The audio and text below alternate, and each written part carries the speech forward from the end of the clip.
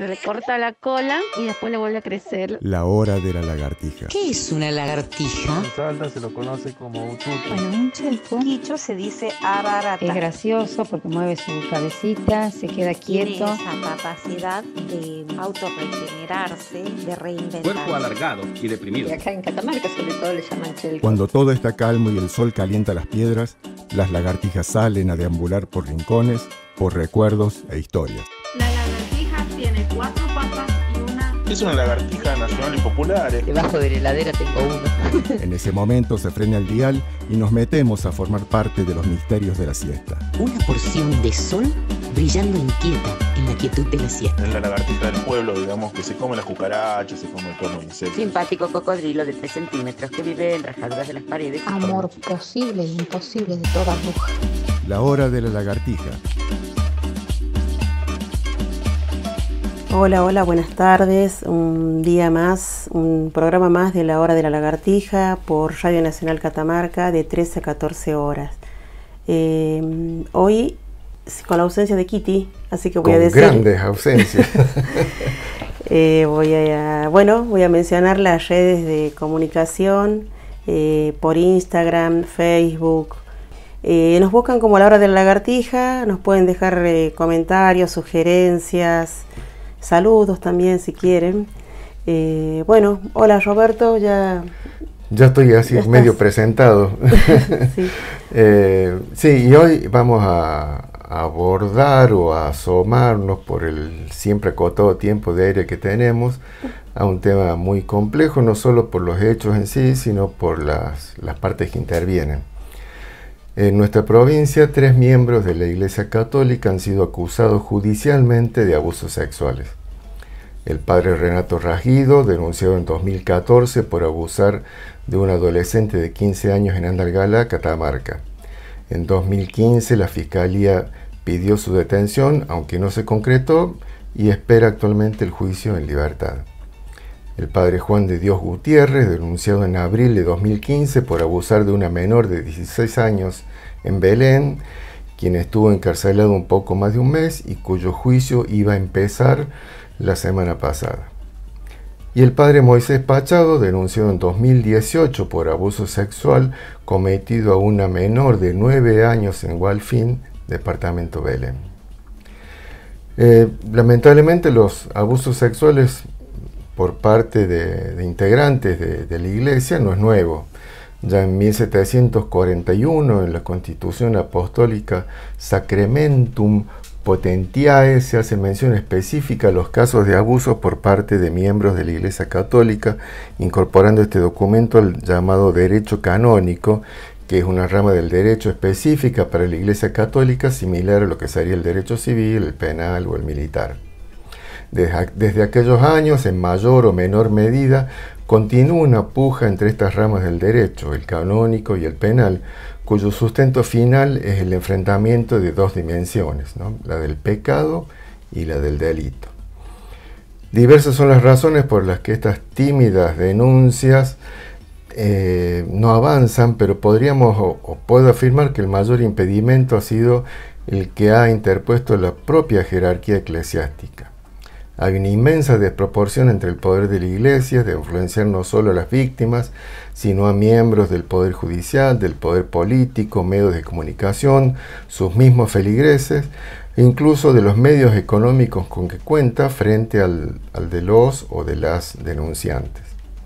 En el caso del cura Gutiérrez, hasta el mismo obispo diocesano, Monseñor Luis Urbán, ha intercedido directamente con la familia de la víctima para que desistan de continuar con las acciones legales. Hoy hay casi 70 miembros eclesiásticos acusados de abuso sexual, entre ellos 3 monjas. Históricamente pocos casos recibieron alguna condena. Está el del cura Luis Sierra, con una condena de 8 años en 2004 por el abuso sexual a 3 monaguillos.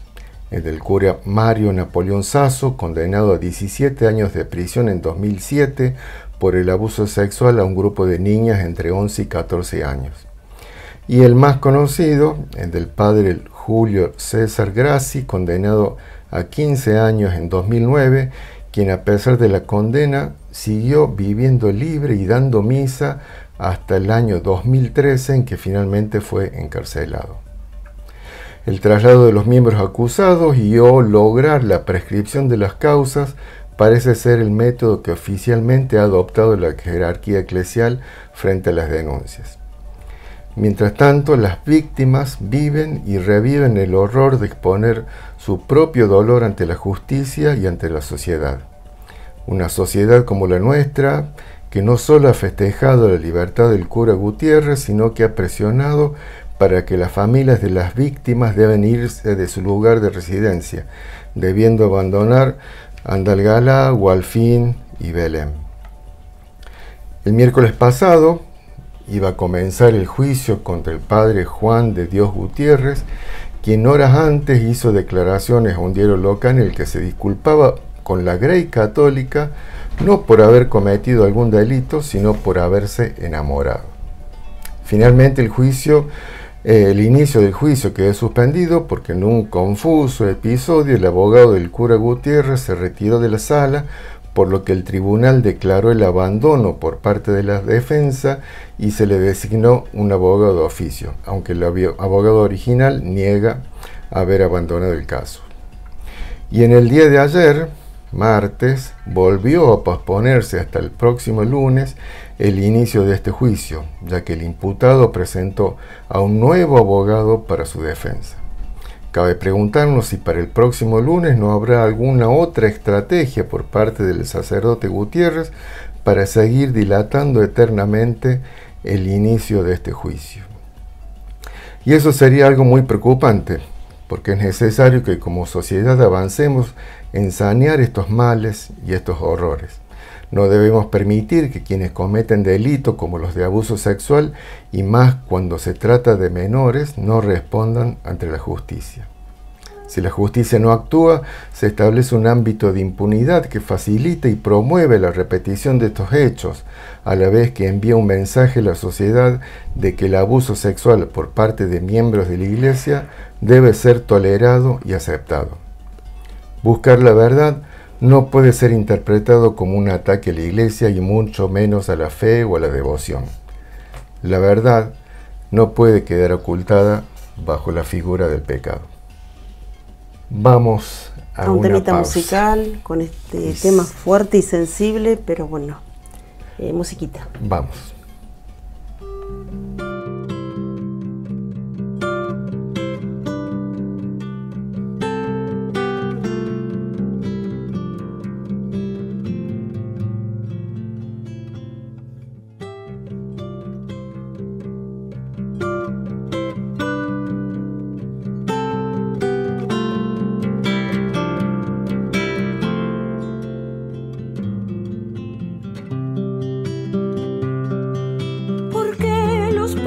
No tienen a dónde volver la vista, la vuelven hacia los cielos con la esperanza infinita de encontrar lo que a su hermano en este mundo le quitan. Palomita, y qué cosas tiene la vida, Zambita, y ¿por qué los pobres no tienen a dónde volver la voz? La vuelven hacia los cielos buscando una confesión, ya que su hermano no escucha la voz de su corazón. Palomita, y qué cosas tiene la vida, Zambita, y ¿por qué los pobres no tienen en este mundo esperanza? Se amparan en la otra vida como una justa balanza. Por eso las procesiones, las velas y las alabanzas. Palomita, y qué cosas tiene la vida, Zambita, y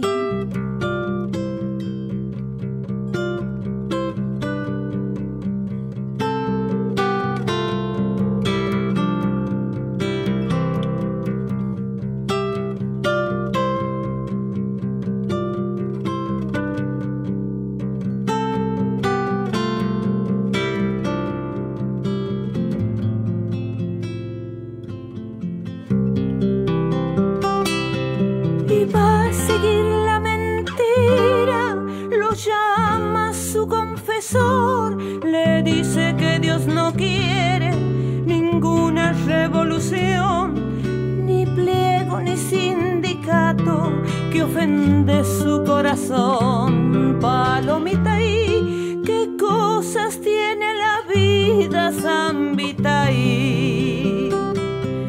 De tiempos inmemoriales que se ha inventado el infierno para asustar a los pobres con sus castigos eternos, y al pobre que es inocente con su inocencia creyendo. Palomitaí, qué cosas tiene la vida, Zambitaí.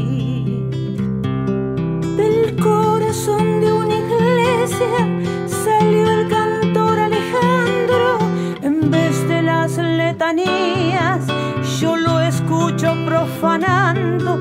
Yo creo que a tal cantor habría que excomulgarlo. Palomitaí, qué cosas tiene la vida, Zambitaí. Qué cosas tiene la vida, Zambitaí. Qué cosas tiene la vida, Zambitaí.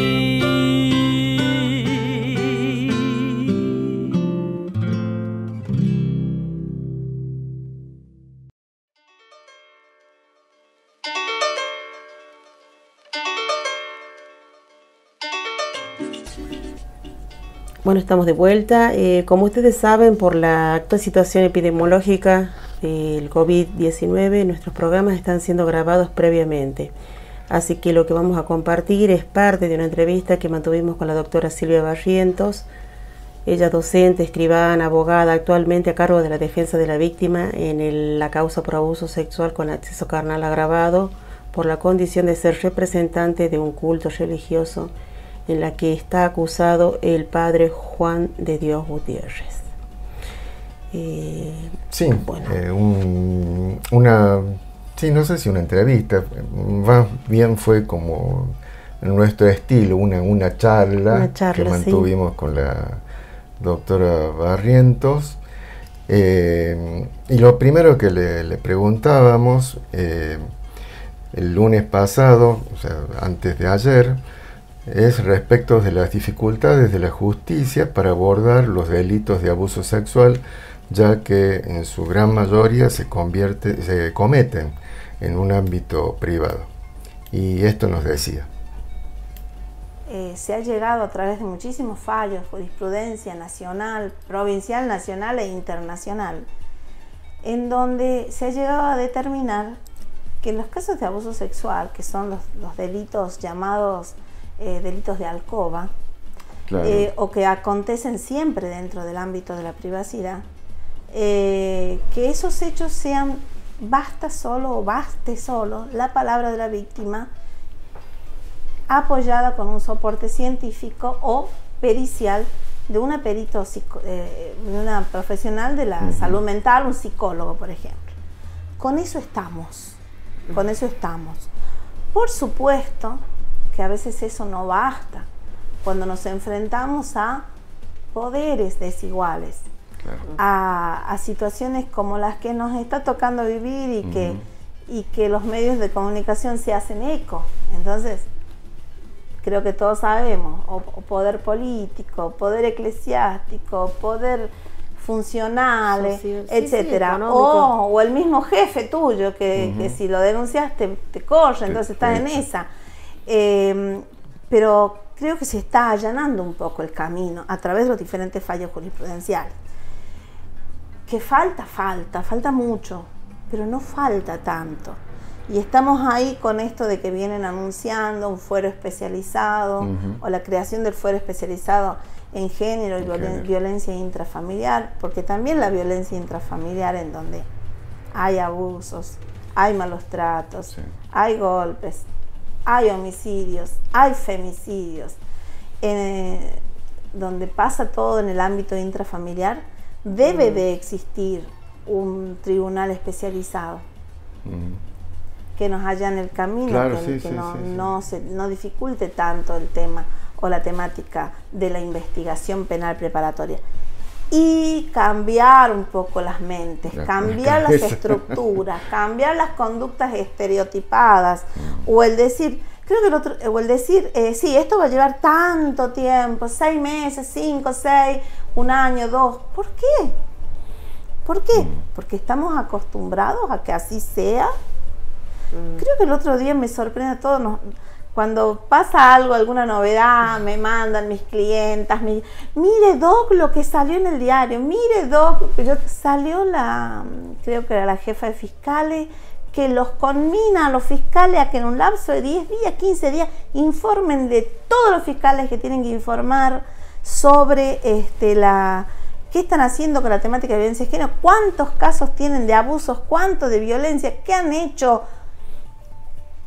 Yo lo celebro, pero tiene que haber una orden de una fiscal general para que los fiscales se pongan a hacer su trabajo. Claro. Habla de un poquito del sistema patológico que existe, ¿no? Sí, pero sí, bueno. Totalmente.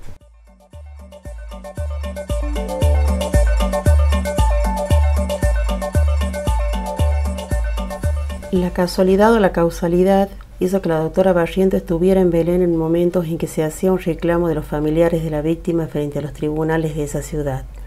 La familia ya había sido visitada por algunos abogados para ofrecer un arreglo extrajudicial y hasta habían sido visitados por un representante del obispado de Catamarca, quienes le entregó una carta dirigida a la víctima y a su madre. Silvia nos cuenta cómo fue su primer contacto con la víctima y su familia. Estaba tomando un café enfrente de la Fiscalía de Belén, esperando para entrar a una audiencia, y veo que había muchísima gente que se había agolpado en las puertas de los tribunales, de la Fiscalía, lo cual me llamó la atención porque los pueblos son muy pacíficos, claro, y con carteles y que gritaban cárcel al cura, mucho más en un pueblo que hablen mal de un cura. Claro. Me resultó esto, y gritaban, y, bueno, salgo de a ver también, yo también estaba con sentimiento de curiosidad, de intriga, y veía que había gente que despotricaba, bueno, que estaba enojada, enfurecida, y bueno, no sé cómo fue una charla con una señora que me preguntó si yo era abogada, si era de Catamarca, porque no me conocían en el foro ahí. Sí, le digo. Y bueno, y ahí me comentaron si es una menor de edad, es mi sobrina, dice, este cura la abusó, y que querían hablar con la Secretaría de la Familia, de Desarrollo Social o algo así, y también ir a la justicia en Catamarca, porque desconfiaban de la justicia de Belén, inclusive de los abogados de Belén, que ya habían tenido un contacto en esto, que al llegar a las manifestaciones, porque el cura ya estaba detenido, habían logrado que lo detuvieran. Sin embargo, ya había habido un intento de unos abogados de hacer la conciliación entre la curia de Catamarca, que inmediatamente mandó a los representantes del obispo con esquelas intimidatorias. Bueno, entonces estaban enojados, descreídos.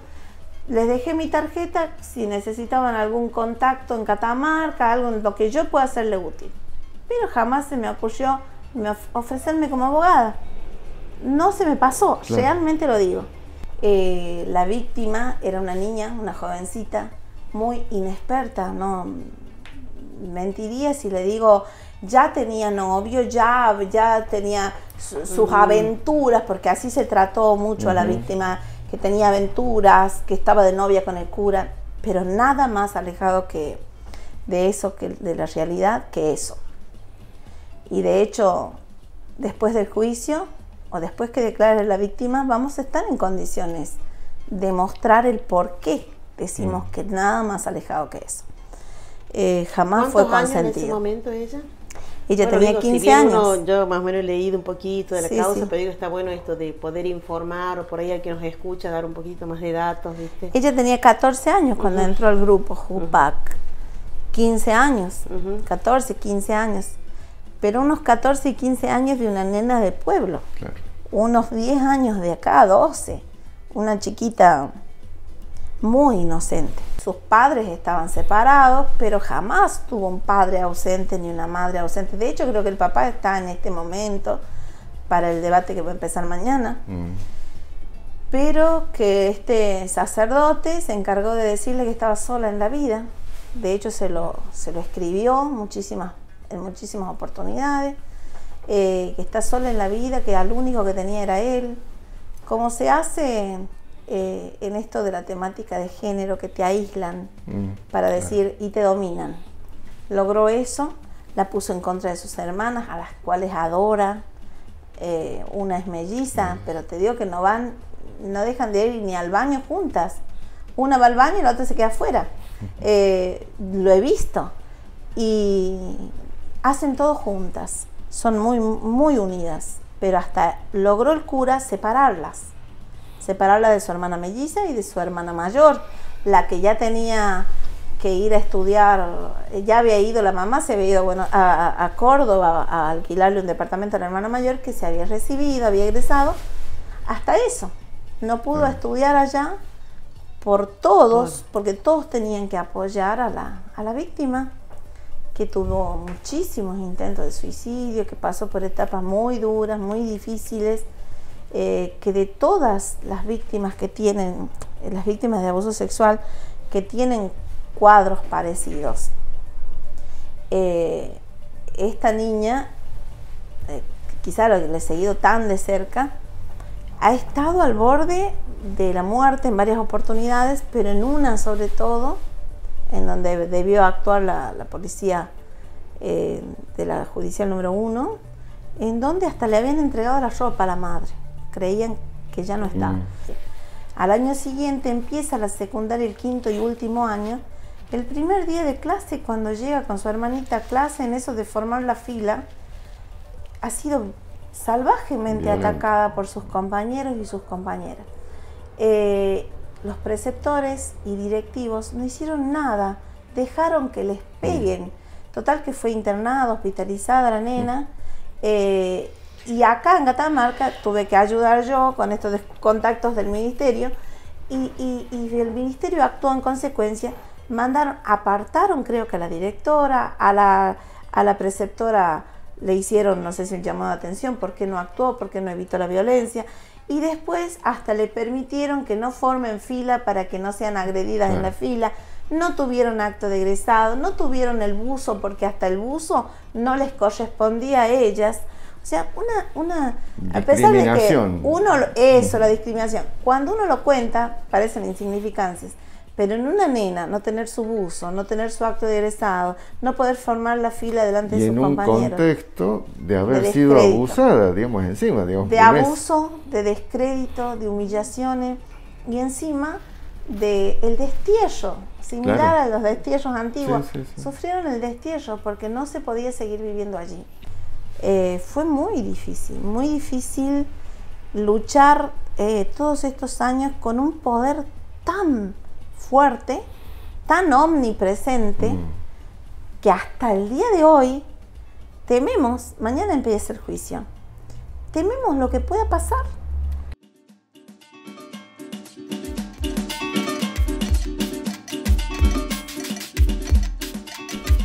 Bien, decíamos al principio de que en los hechos, cuando el cura Gutiérrez fue liberado, parte de la sociedad de Belén salió a festejar su liberación. Entonces le preguntábamos a Silvia cómo se explica este hecho, cómo se explica que parte de una sociedad defienda a alguien que ha abusado sexualmente de una menor. Y yo creo que esto solo se entendería desde una mirada filosófica o sociológica, pero yo creo que va con la idiosincrasia del pueblo, en donde creo que el sacerdote o el cura es más que el intendente, que el policía del pueblo, o sea, una autoridad suprema, soberana. Como lo dijo el mismo cura, yo debo ser Dios aquí en la tierra, el representante de Dios, el que cura los pecados, el que te da esperanzas de la vida en el más allá, bueno, el que te hace, el Dios en la tierra. O sea, lo que le pasa a la mente de la gente, que pasa por la mente de la gente con respecto al sacerdote, yo creo que va con la idiosincrasia de cada uno, con lo que cada uno cree, más con la gente más grande, mayor, en donde hay un mandato patriarcal, como decíamos, el jefe de familia, el padre, en donde la voz de él es autoridad y la mujer está relegada o a las tareas domésticas o a servir al marido, al hombre. Hay muchísimas mujeres en el interior que no tienen acceso a la educación. Camino muerto, mi guaguam, la llama viva, mi guaguam, camino del viento. Bueno, más adelante la doctora Barriento nos exponía sobre las grandes dificultades para el acceso a la justicia en los pueblos de nuestro interior. Una de las grandes falencias que espero que se corrija es que en el interior no existe la policía judicial, mucho menos la policía especializada en género ni nada de eso. La policía común es la que instruye una causa, la que toma las denuncias, la que te saca. No hay esa división de poderes como hay acá, por ejemplo, que ya se ha pedido muchísimo que haya en el interior una policía judicial o una policía especializada y la policía preventora otra. Allá el que te mete preso porque no tenés buena cara, ese mismo te instruye la causa. Es lo que ha pasado, por ejemplo, en Belén, en Londres, en donde a la chica abusada por 3 tipos, entre ellos uno policía, ha ido a hacer la denuncia a los mismos colegas de ese policía y retuvieron la causa, lo encubrieron al hecho y no se lo pasaron a Belén, a donde estaba la fiscal. Por lo tanto, también respondió por encubrimiento el policía. Y la trataron de convencer que no lo denuncie el policía. Cosas como esas pasan en los pueblos porque no hay separación.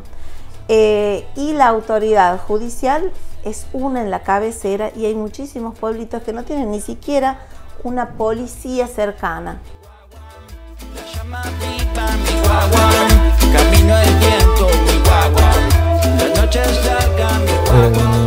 Volviendo al caso del cura Gutiérrez, la víctima y su familia tuvieron que mudarse de Belén por la presión, por la discriminación, por la violencia a la que fueron sometidas. Y todo esto llegó al punto de que la menor incluso fue atacada en su escuela y por lo que tuvo que ser hospitalizada. Fue mucho el peregrinar, fue mucho el dolor y lo está haciendo. Quizás esto del reclamo de justicia y el juicio sirvan y una condena efectiva, que no dudamos de que va a haber una condena efectiva. Quizá empiece a significar en la niña un empezar a vivir, porque no vive. Desde, como bien se dice, los sobrevivientes de abusos eclesiásticos, los sobrevivientes de abusos, no vive. Doy fe que no ha vivido esta niña. No ha podido tener una pareja, ni qué pensarlo. No ha podido fortalecer su yo, que está con su psicólogo, con su psiquiatra. Quizá empiece a elaborar una imagen de sí misma un poquito más segura, empezar a confiar en los demás. Es muy grave, muy grande el daño que ha hecho, que no se dimensiona. Ojalá que el tribunal pueda dimensionar el daño que ha significado la destrucción de una personalidad, de una persona, pero de una personalidad. Justo, como bien lo decía una de las pericias que se le hicieron al cura, tiene una personalidad psicopática, tan egocéntrica, manipuladora y destructiva de la personalidad y del subjetivismo del otro, que podría llevar a la pérdida de la personalidad del otro. O sea, unas pericias que no las había visto nunca en otras personas.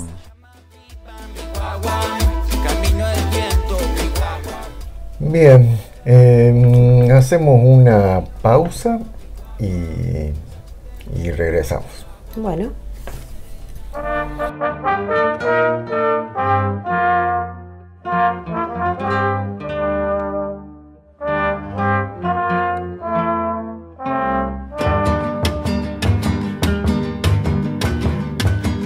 Maldigo del alto cielo, la estrella con su reflejo, maldigo los azules lejos, destellos del arroyuelo.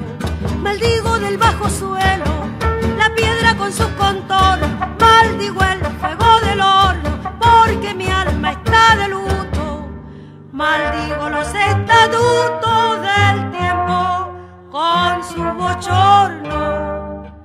¿Cuánto será mi dolor?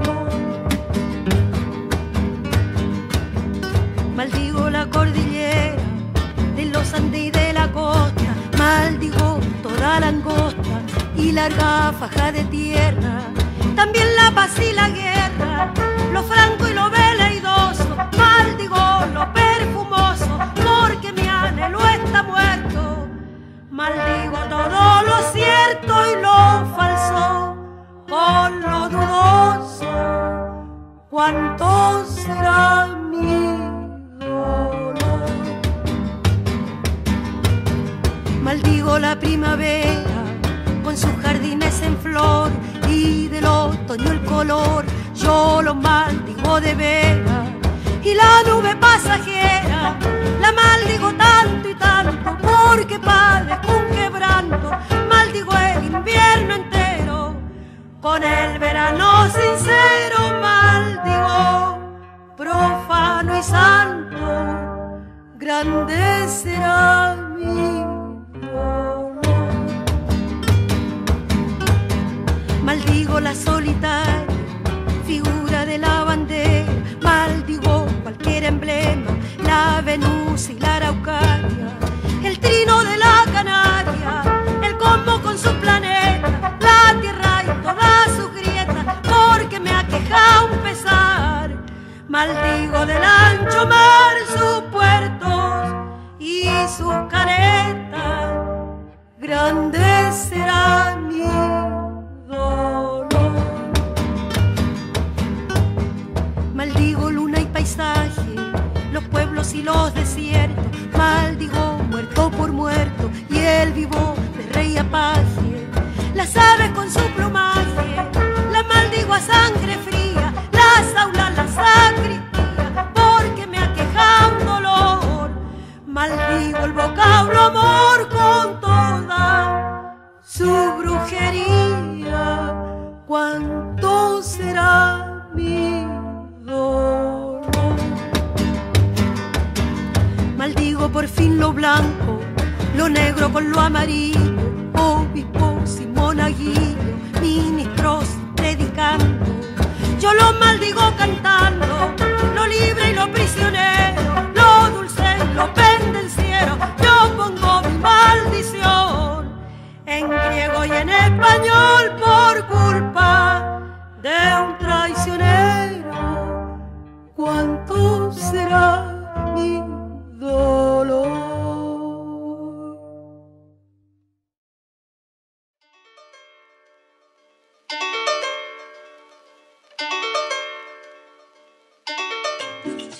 Estamos de vuelta. Hay una enorme disparidad entre la víctima y su agresor, no solo en términos de edad, sino en estructura. El acusado cuenta con el respaldo nada menos que de la Iglesia de Catamarca, que le ha brindado y brinda todo su poder de influenciar voluntades, así como de disponer de recursos económicos casi sin límites. Así es, así que esto nos decía la doctora Barrientos.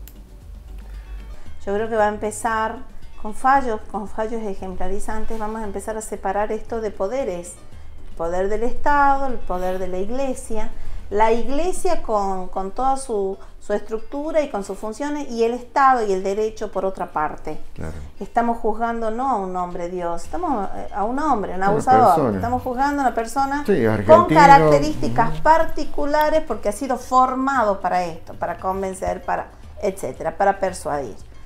Por otro lado, si bien es cierto, hay muchísimas, de hecho acabamos de recibir hace unos días, ingresó creo que por primera vez, no tengo conocimiento de otro Amici Curiae o Amicus Curiae, de una organización de los derechos humanos, SUMEX, que es mendocina, pero que está compuesta por personas de diferentes provincias y países también, que veníamos teniendo contacto hacía meses.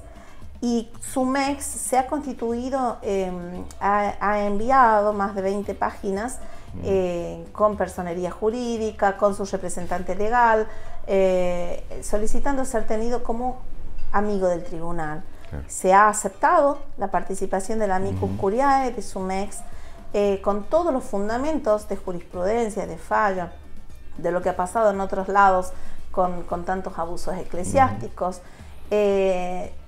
Sin embargo, yo creo que el problema o las respuestas o las posibles soluciones tienen que empezar a largo plazo, pero ya.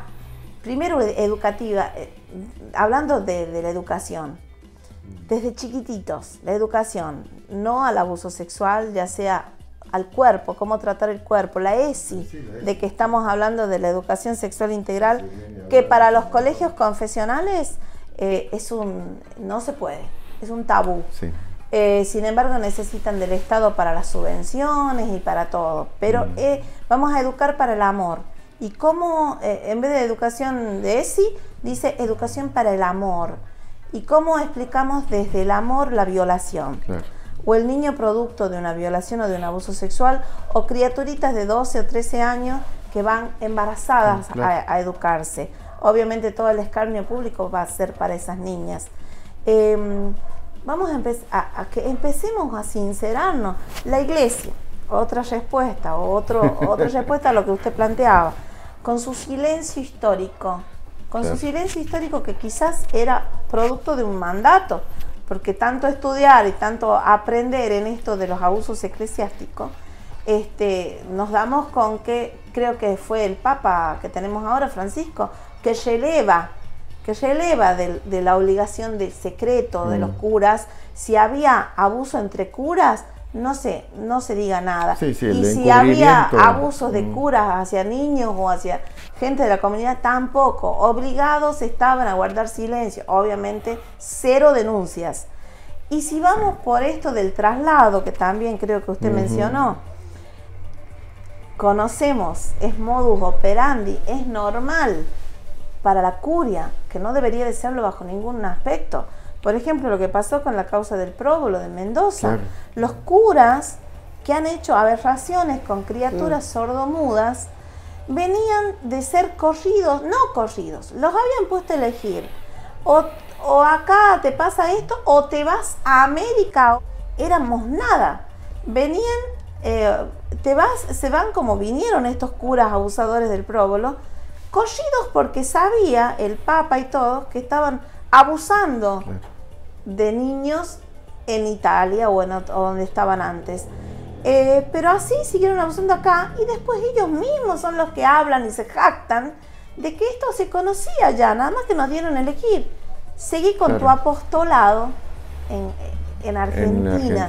Argentina, tierra de amor y de paz, será, o de impunidad. Sí, a todo cura abusador le corresponde un obispo encubridor. Sí, no seguro. Puede el obispo desconocer, por lo tanto, sí, conociendo, no ayuda. Y eso es fácil, nosotros en el derecho le decimos encubrimiento, y responde por el delito común de encubrimiento, y en determinados momentos es un encubrimiento agravado que corresponde a la cárcel. Sin embargo, fíjense que dice la Constitución: en nuestro país no existe título de nobleza ni prerrogativa de sangre. Pero el obispo no puede declarar. Tiene su derecho establecido en la ley, que si quiere va, si no quiere no va. O sea, tiene una prerrogativa. Sí, ahí también hay un choque, ¿no? De los ámbitos, digamos. Está el derecho canónico, absolutamente, y está el pero derecho está penal y civil. Receptado en nuestra jurisprudencia, en nuestra legislación de rito, Código Procesal, que una de las personas que pueden ampararse en esto de no ir si no quieren es el obispo. Entonces, en esta causa se hace lo hemos ofrecido como testigo al obispo. Obviamente ni nos han dicho no va a venir el obispo o el obispo se ampara en esto. No, al obispo no se lo toca. Claro. Y fíjense que es la cabeza de la iglesia, y esa cabeza de la iglesia que le dijo a la madre de la víctima: no crean la justicia, no crean los periodistas, no crean todo eso, crean Dios, tráigame la chica, tráigame la chica, yo voy a ser su le voy a ser su confesor espiritual, bueno, su asesor.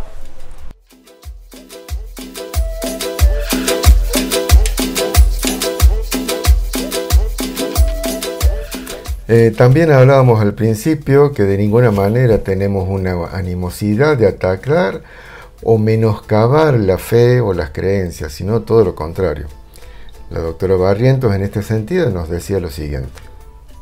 La iglesia sirve mucho para el espíritu, cuando a veces se nos cae toda la esperanza en algo y queremos creer en un ser supremo, en un ser superior. Y vamos a buscar al curita, la persona de nuestra confianza, en la mano amiga, ya sea que no era un cura, es un amigo que te puede dar una palabra que te llegue al espíritu. Yo creo en todo eso. De hecho, soy católica, voy a la iglesia, pero hay que empezar a llamar a las cosas por su nombre. Estas no son cosas de Dios, son cosas de los hombres. Como decía Jesús, dad a César lo que es de César y a Dios lo que es de Dios. Claro. Estas son cosas de dividir César. Lo que es un pecado de lo que es un delito. Y esto no es un pecado, es un delito. Eso que hacía el cura y lo confesaba, creía que era pecado, pero tenía el poder divino de perdonar. Todo lo que hacía, él lo perdonaba.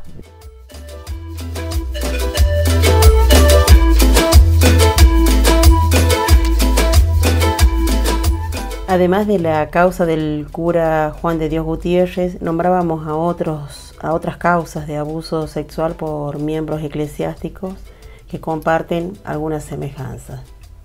La causa contra el cura Rajido lleva 8 años. Y estamos esperando que lo vuelvan a elevar a juicio. Se elevó a juicio no sé cuántas veces, se apeló no sé cuántas veces, lo bajaron, lo apelan, lo bajan. Lo vuelven a elevar. ¿Y la del padre Pachado? Y la del padre Pachado, que recién se determinó que no prescribió.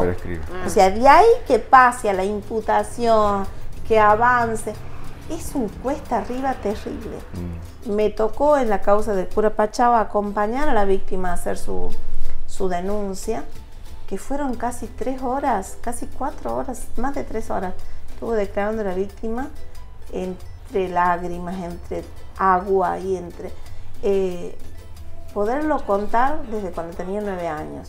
Y de ahí que cuando llegó a la Cámara de Apelaciones recién se determinó de que no había prescripto, porque estaban peleando con la prescripción. Una causa que yo me excusé, acompañé a la víctima en esa primera etapa.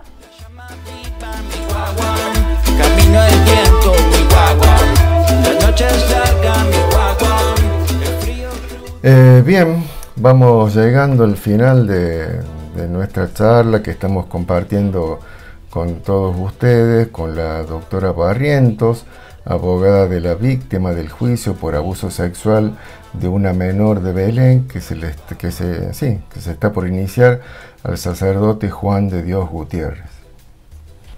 Desde este programa y desde nuestro entendimiento esperamos y deseamos el inicio de este juicio, que cada una de las partes implicadas puedan exponer sus testimonios, sus pruebas y que finalmente la justicia, que también esperamos y deseamos que sea justa e imparcial, arribe a un veredicto. Y con las palabras de la doctora Barrientos, que vamos a escuchar ahora a continuación, nos despedimos hasta el próximo programa. Y nos reencontramos el próximo miércoles de 13 a 14 horas en la Hora de la Lagartija por Radio Nacional Catamarca. Gracias al operador y a todos ustedes por escucharnos. Chao, chao. Hasta hoy nadie sabía el nombre y apellido de la víctima.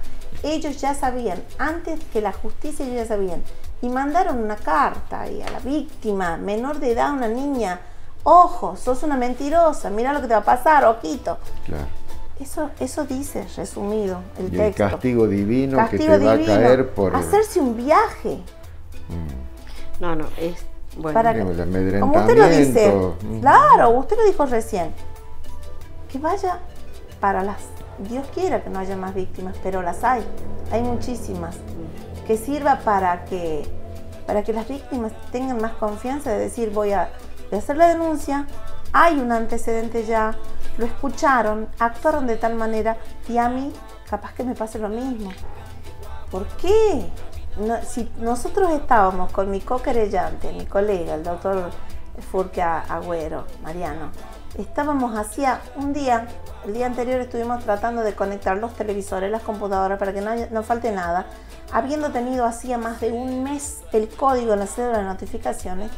Este hombre no tenía el código, no tenía la computadora, no tenía un estudio para estar y conectarse, o su pretensión era que no hubiere el juicio. Sí, siguen siendo formas de boicotear, digamos, a la víctima ha habido que sacarlo entre 4 porque se desvanecía, no entendía, estaba desde las 7:30 hasta las 11 de la mañana esperando para declarar. Y cualquier víctima, y hasta peligra su declaración, ¿no? Claro. Sin embargo, cosas como esas no hablan de un profesionalismo, para nada.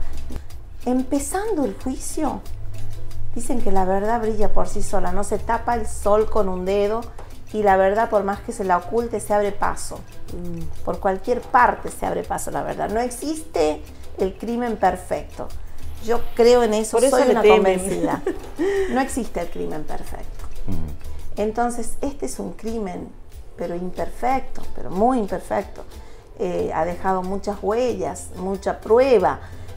Prueba que nosotros nos la guardamos 6 años.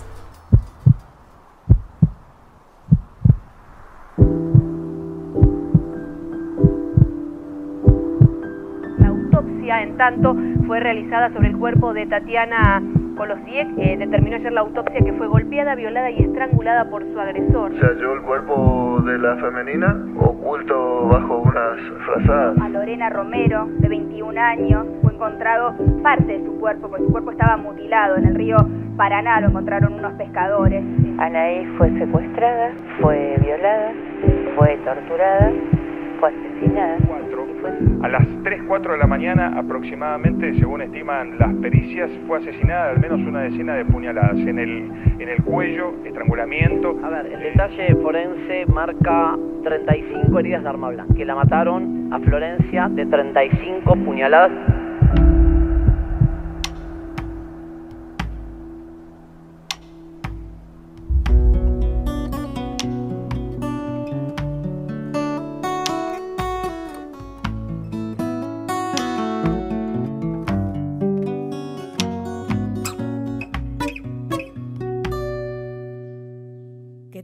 El Estado, los cielos, las calles, que tiemblen los jueces y los judiciales. Hoy a las mujeres nos quitan la calma, nos sembraron miedo, nos crecieron alas. A cada minuto de cada semana nos roban amigas, nos matan hermanas, destrozan sus cuerpos, los desaparecen, no olviden sus nombres, por favor, señor presidente. Por todas marchando allí en resistencia, por todas las vivas peleando en Cespeña, por las comandantas luchando por plaza, por todas las madres buscando en Charata. Cantamos sin miedo, pedimos justicia, gritamos por cada desaparecida, que resuene fuerte, nos queremos vivas, que caiga con fuerza el feminicida. Sabota que callamos. Kama sigue hakka. Se hicito para la bachitak, nañagacho, allí piolek, y na comi se encatañi. Yo todo lo incendio, yo todo lo rompo. Si un día algún fulano te apaga los ojos, ya nada me calla, ya todo me sobra. Si tocan a una, respondemos todas. Soy Alba, soy Pamela y soy Griselda. Soy Tati, soy Ramona y Micaela. Soy la niña que subiste por la fuerza. Soy la madre que ahora llora por sus muertas. Y soy esta que te hará pagar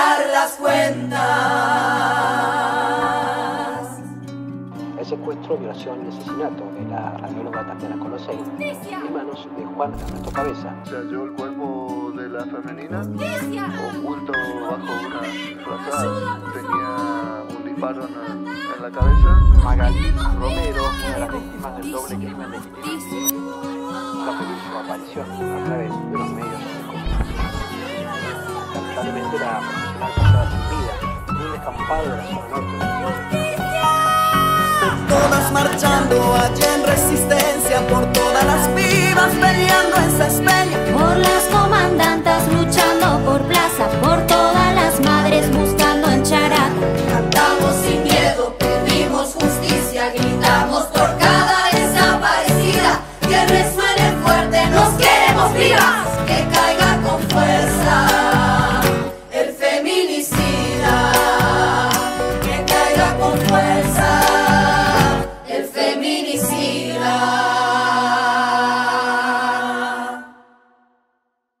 y retiembla en sus centros la tierra al sonoro rugir del amor.